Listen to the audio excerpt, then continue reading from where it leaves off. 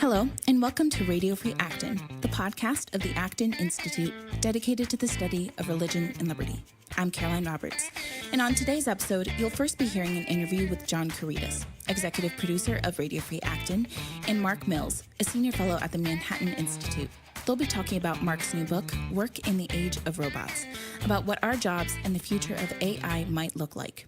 Then on Upstream, where we talk all things culture, host Bruce Edward Walker speaks with Jay Nordlinger, the senior editor of National Review, about classical music. Are people still listening to classical music these days, and why is it important? As always, if you want to check out any books or articles mentioned in the episode, you can find them linked in our show notes, posted every Wednesday at blog.acton.org.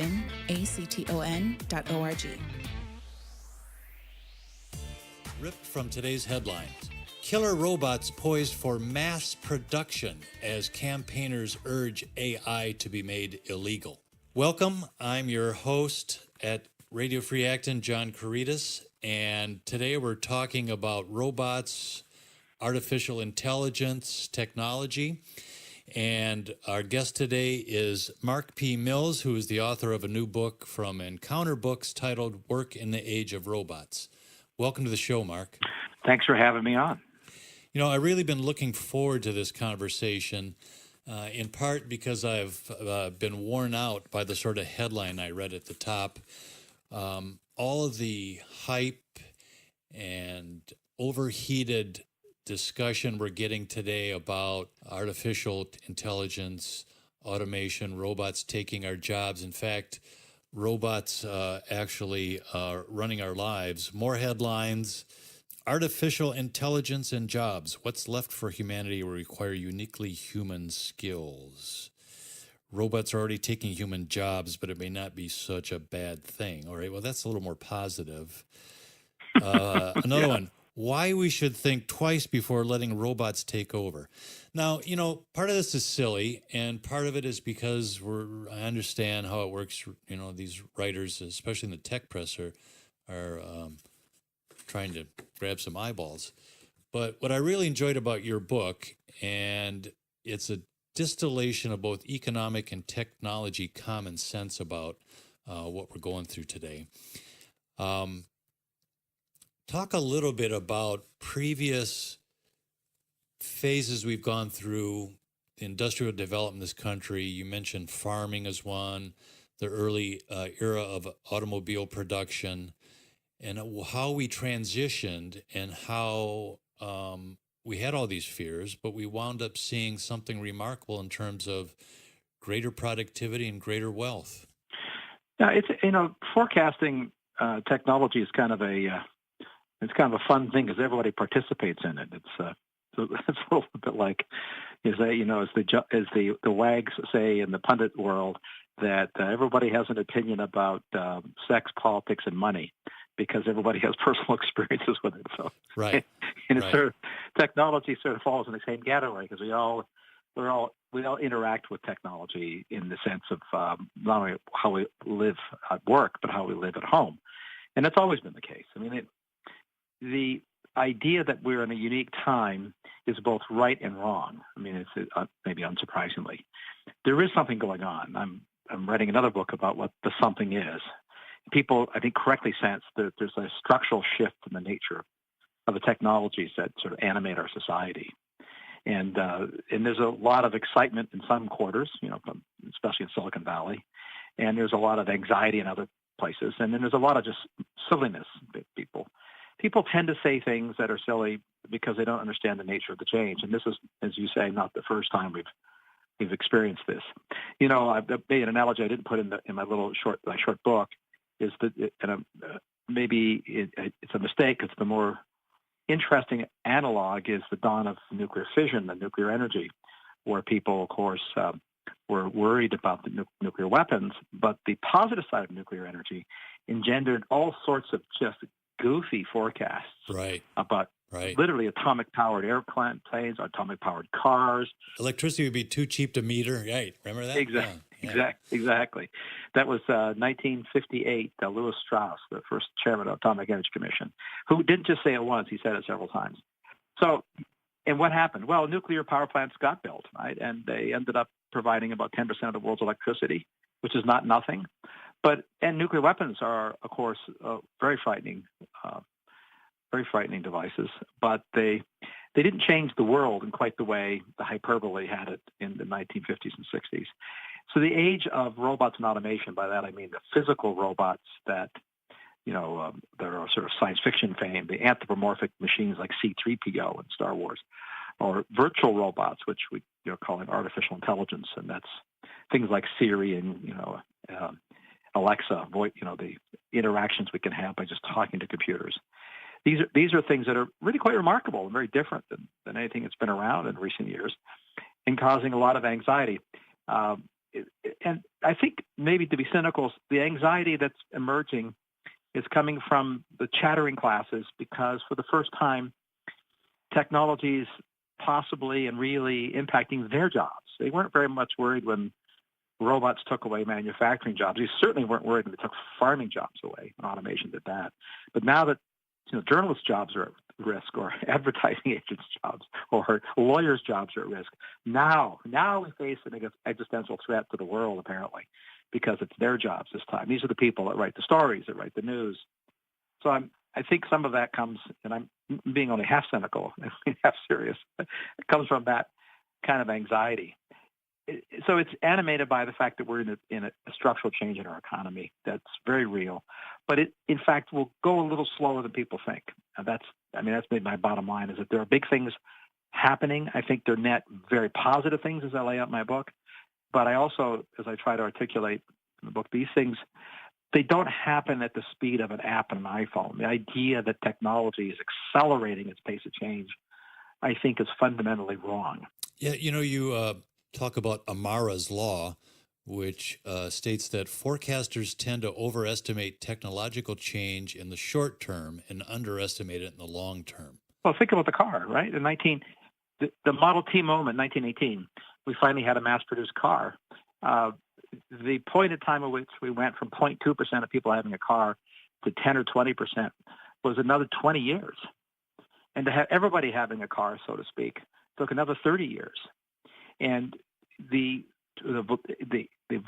value of a car is self-evidently profoundly better than anything anybody had before. Very much like the value of a smartphone and what it can do for people is very much different than anything you've ever had before.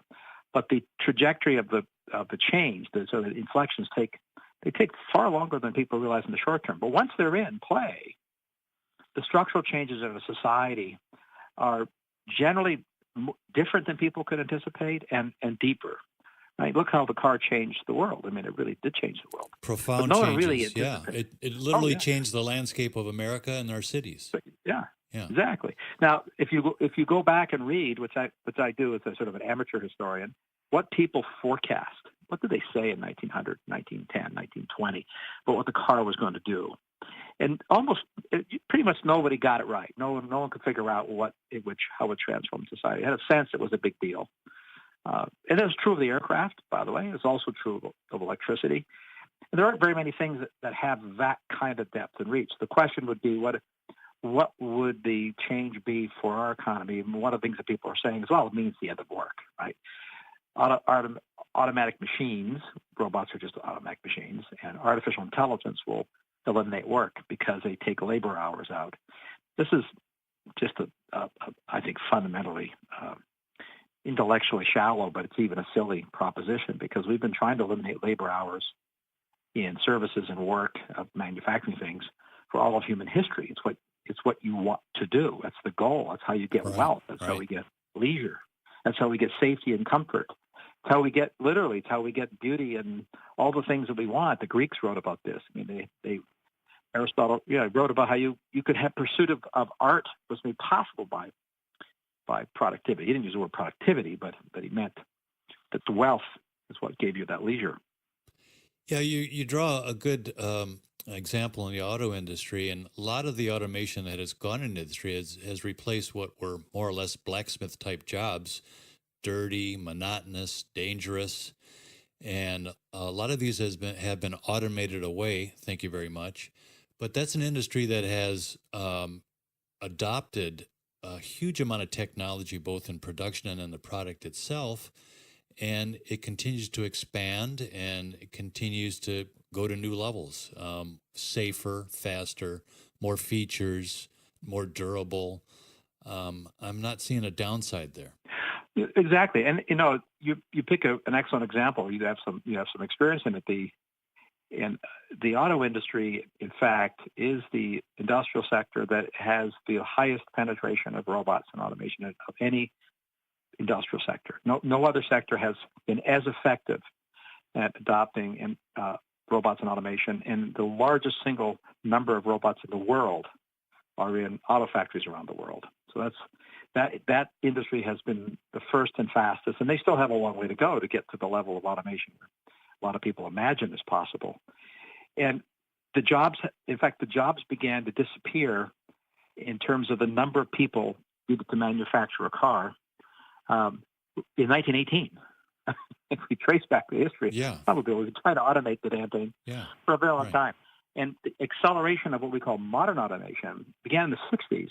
And President Kennedy gave a speech to Congress, and he worried specifically about automation taking away auto industry jobs, and created in the Department of Labor a Department of Automation and Jobs to study and try to deal with the loss of work in the auto sector, even as everybody knows, that was the golden age of the U.S. auto industry, expanding rapidly.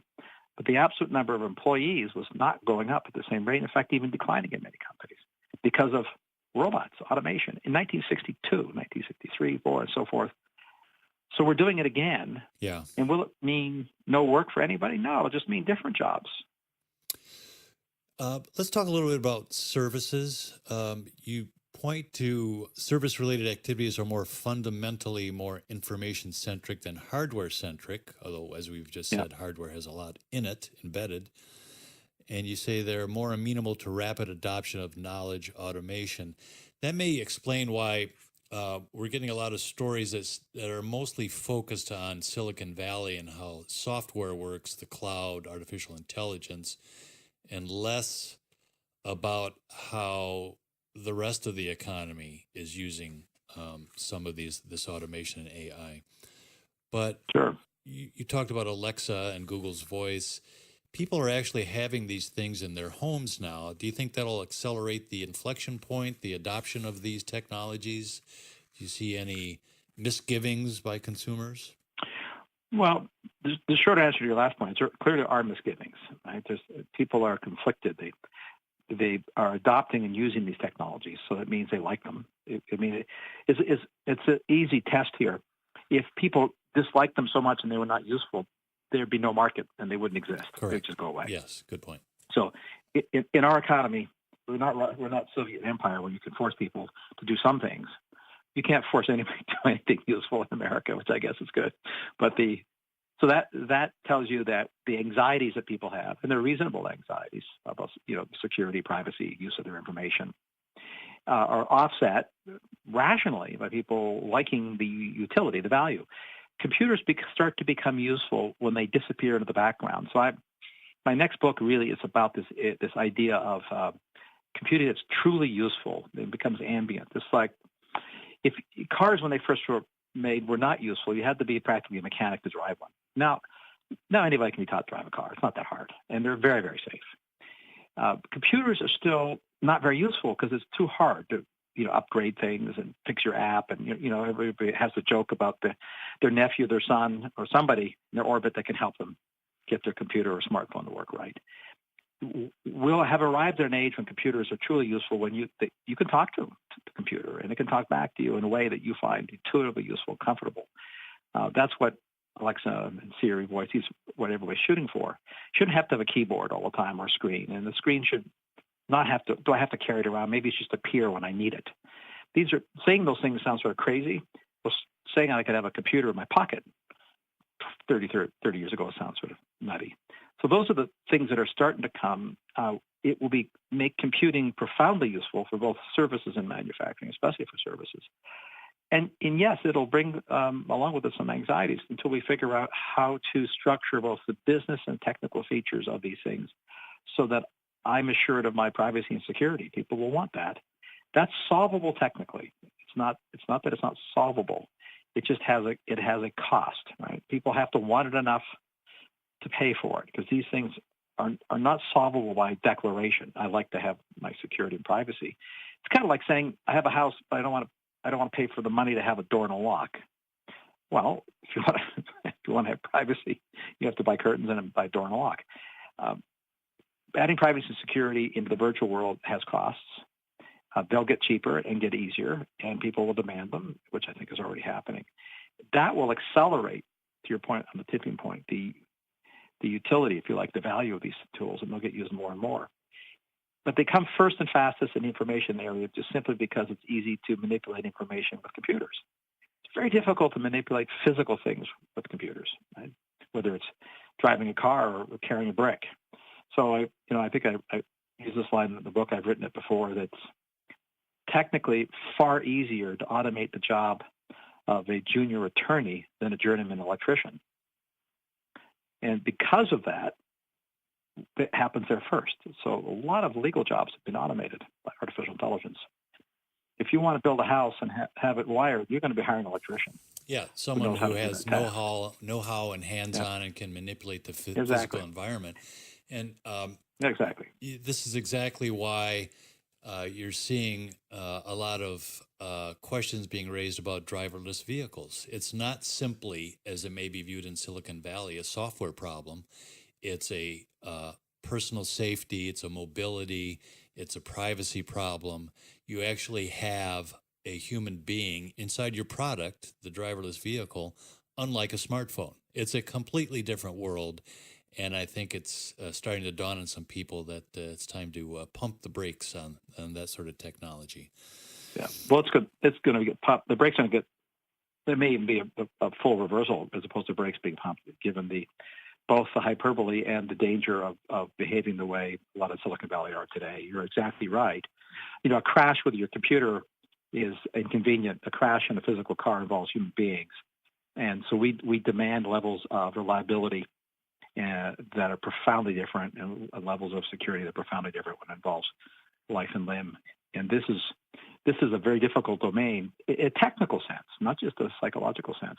And we aren't there yet. The idea that self-driving cars are around the corner is technologically silly. It's absurd. They will come. Yeah. They'll come. It's many years away. Let me close now. We're running a little short of time with your conclusion. In this book. We live in a time of great cultural shift, not just a technological one. We shall yet see how today's tech leaders choose to manage the employment and social fallout they're beginning to cause to the minority as they acquire greater wealth for themselves and their employees. And I think that is a really good point. The social side of this massive technological shift should not be underestimated or ignored. So thanks for pointing us in that direction in your conclusion. To me, that's the single most important feature of this that's not being addressed in a constructive way, either by the alarmists who are being alarmed about the wrong things, or by the progenitors who are creating the disruption, which is net good for the world and for our economy. But there are losers. When there's transformations, there are losers. And we have a moral obligation as a society to deal with the people who are on the losing end of these transformations. There are people who will lose jobs. There will be net more jobs. But there will be people who will lose jobs who can't get the next job, who can't get trained for whatever reason. And that somehow, I hope we'll deal with the transition this time better than we did with the last industrial revolution. Yeah, that needs to be meaningful and real with some concrete solutions. I agree. Okay, Mark, thank you. I've been talking to Mark P. Mills, author of Work in the Age of Robots, available from Encounter Books, Amazon, and other fine booksellers. Highly recommended. Thank you, Mark, for coming on Radio Free Acton today. Thanks for having me on. It's great to talk. You see it in everything, from political rhetoric to Hollywood films. Business is the bad guy. But is this really true? From the smallest mom and pop shop to the largest e-commerce storefronts, businesses are an essential pillar to a free and flourishing society. In an upcoming one-day conference on October 18, Acton is pleased to bring together entrepreneurs and business leaders to explore the moral good that business does. Through panel discussions, interviews, and a luncheon, we'll look at topics such as the theological underpinnings of work, the meaning and dignity of work, the role of the entrepreneur, and more. Register today at acton.org/events to join us in Grand Rapids for Business Matters, Meaningful Work in the Modern Age. Hello, and welcome to this week's edition of Upstream. This week we're going to be talking with Jay Nordlinger, who is a well-known writer from National Review and New Criterion, and we're going to be talking about a topic that is near and dear to Jay's heart, as well as my own, and that is classical music, whether it's passé, a dying art, or if it needs to reduce the numbers of individuals who listen to it in order for it to actually survive. So, hello, Jay. How are you today? Fine, thank you. Thanks for having me. And thanks for being here. We really appreciate it, and we are honored to have you as our guest. Let's look a little bit at the numbers for classical music. According to numbers from 2016, the NEA says that 8.8% of Americans attended classical music performances in the past 12 months, which is down from 11.6% a decade prior. Is that significant? Is it important? Does anybody really care? I mean, does it really matter whether we have majority of individuals who have to go to classical musical performances? Well, did you say 8.8%? Yes, sir. I guess my first reaction is that's better than 8.7. Yeah, compared to what? Yeah, right. Well, there are lots of concerts available. There's YouTube. You can listen to anything. I think the concert-going experience is generally an excellent one. I just hope that people are exposed to classical music, that they know it exists, so they can accept it or reject it. It's a little like, how we do with kids. We offer them food, a variety of foods, and we say, take a no thank you helping, right? Or try a little. If you don't like it, as an adult, you don't have to eat it, right? I guess what I ask of America, of the world, is that it let young people listen to these things just so they know they exist, to take or leave. One of the things that I read in an essay by Charles Albright, he writes that one of the things that have changed about classical music right now is that the audiences expect something different. And I know that you come from a more conservative background, even though you acknowledge and confess the mea culpa of growing up in the Ann Arbor area, a very liberal part of Michigan and the Midwest, that the decorum of the concert-going experience is beginning to shift, where it's not people sitting and, not coughing, not talking. The performers from the stage never turn around to address the audience. They don't speak to the audience and things like that. I mean, is that something that you would agree with? Well, concert life is not for everybody. I love sitting in a concert hall or opera house and watching and listening. And I think music is a very powerful form of communication. I think it's usually better and higher than speech. I don't think there needs to be a lot of talking from the stage. And so it's just thrilling for a lot of us to sit and listen to music at a really good concert. But I must concede it's not for everybody. And I often say about popular music, there's a reason they call it pop music. It's popular. Classical music has never been popular, but it's always been loved and cherished and perpetuated by a minority. And I believe it always will be. Why is that? I mean, if you could elaborate on that, why is classical music so important? Well, it's important to those of us who love it. I guess importance is in the eye of the individual. A lot of us wouldn't like to live without music. And a lot of us could take it or leave it. It's really individual choice. I think that music is enriching of life, enriching of the soul. I think it gives you a better life, a better human experience. But that's me. And I guess one of the reasons I'm a conservative is that I don't expect everyone to conform to me and my tastes. That's very hard for a lot of people to accept, very hard. Oh, that's a very good point. I mean, Russell Kirk spoke about the true meaning of conservatism is to be a rejection of all ideologies. So I think that you're right on the mark with that comment. Let's switch over to discussed before we began recording an essay in The Economist that I think is very wonderful. It says that the important part of music, good music, truly good music, music that stands the test of time, and I think we can both agree that most classical music does that if it's well performed and well reimagined, that the best of it reaffirms Western culture and values, that it serves as a symbol that transcends nationalities and borders. Yeah, that is so true. Western music, it may have been written in the West, but it really is universal. It's universal art. I was just thinking, I was writing this the other day because there was a South Korean classical guitarist who goes by one name, Gigi, J-I-J-I. She gave a recital here in New York, and she opened with a very famous piece, Spanish piece called Asturias by Albéniz, which is really a piano piece that was transcribed for the guitar, I think by or for Segovia, I can't remember. But here's this South Korean girl playing this Spanish music like she owns it. And she does. She really does. And so do we all. And you make me think about universality, that when there's something sent off into space and there are little mementos of things from Earth, and one of the things this thing that was transported, I don't know what to call it, contained, was a recording of Glenn Gould, the late Canadian pianist, playing some of the Goldberg variations of Bach. That's a wonderful thing to send out into outer space if you want to tell beings out there, hey, this is the best of us. This is what we as human beings are capable of. I think I could not agree more. Well, to turn back to the Economist essay,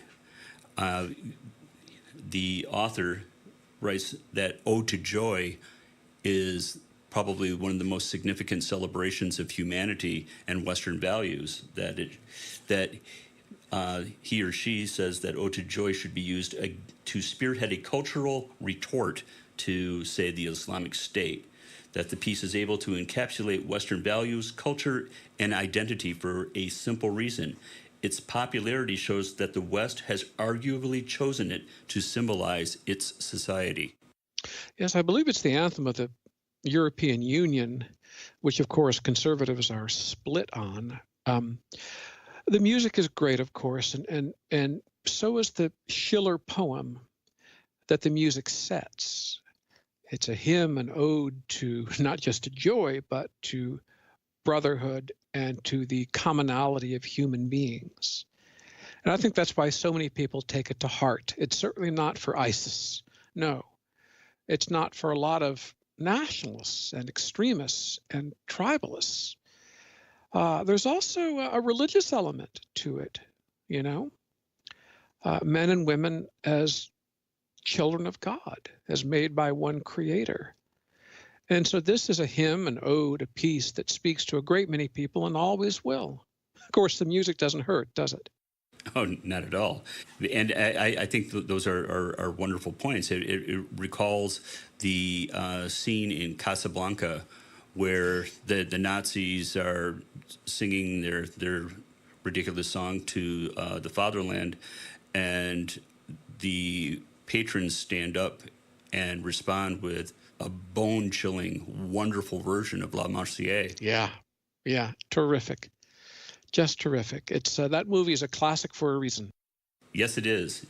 So let's turn a little bit from that to your piece in the Smithsonian Second Opinion, where you were interviewed on what does it mean for art to be relevant. And I love reading this, and you've also written about this in National Review, and I think it's a wonderful perspective that you bring to this whole ridiculous question of, I like it, but it's just not relevant.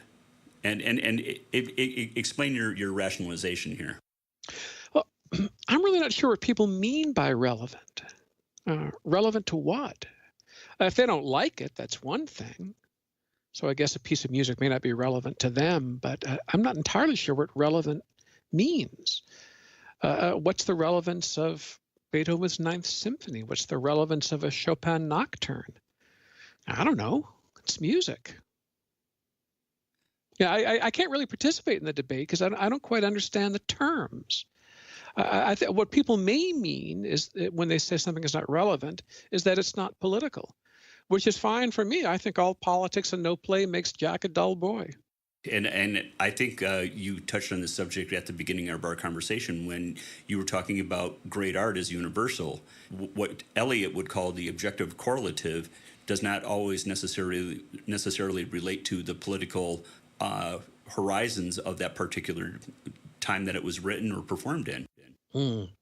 Well, you surely know more about Eliot than I do, but I'll have to look that up.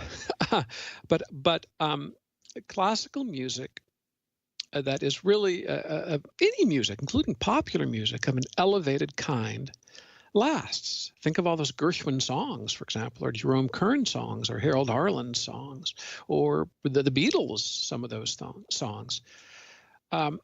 It really doesn't matter when the thing was written or first performed, or where it was performed, what country it comes from. Really, music is made by individuals mainly, rather than countries or societies, right? And if it's good, I think it speaks to the human mind and heart in every era and in whatever place, right? These things are timeless. Now, of course, most classical music, like most popular music, fades, is ephemeral, but the really good stuff lasts. It's just a matter of chaff and wheat. If you have sometimes composers are described as one-hit wonders. I'm trying to think of one now. Nothing leaps to mind. Well, gosh, it's better to have one hit than none, you know? Oh, absolutely. Absolutely. And one of the things, we were discussing Ode to Joy, which is one of the most immediately recognizable pieces of music to all humanity, is that it also speaks to something that makes it even much more of a universality, is that it deals with what conservatives consider to be the enduring moral order. That is right. That is right. Now, of course, there are many, many different types of classical music. Some of it is morally ordering, if you will, and some of it is discombobulating. There's a great variety to choose from. There is, for example, a perfectly balanced Lutheran Bach cantata, which I adore. But the Rite of Spring by Stravinsky is something else, right? Not to mention much other atonal music. So the ponds of classical music are more like oceans, and you can just dive in and look around and enjoy it all, or simply take what you like. Terrific. Jay Nordlinger, thank you so much for spending the time talking to us today. I do appreciate all of your insights into classical music. You're a terrific writer, extremely insightful, and I'm always eager to pick up anything that you've written, especially that regarding music, and also that regarding the use of language. So I do appreciate having the opportunity to speak with you today. Well, it's a pleasure to talk with a fellow Michigander, and I love the Acton Institute and consider it, as Bush 41 would say, a point of light. Oh, well, thank you so much, sir. And for Upstream, I'd like to thank my producer, Caroline Roberts, and my executive producer, John Caritas. I'm your host, Bruce Edward Walker, and we'll talk to you again next week. Thank you for listening today. If you want to learn more about the Acton Institute and what we do, visit our website at acton.org. To reach our podcast team here at Acton, you can leave us a message at 888-705-4180 or email us at rfa@acton.org. If you like what you hear on Radio Free Acton, don't forget to give us a rating on iTunes. This episode is produced by Caroline Roberts and edited by Nathan Moore.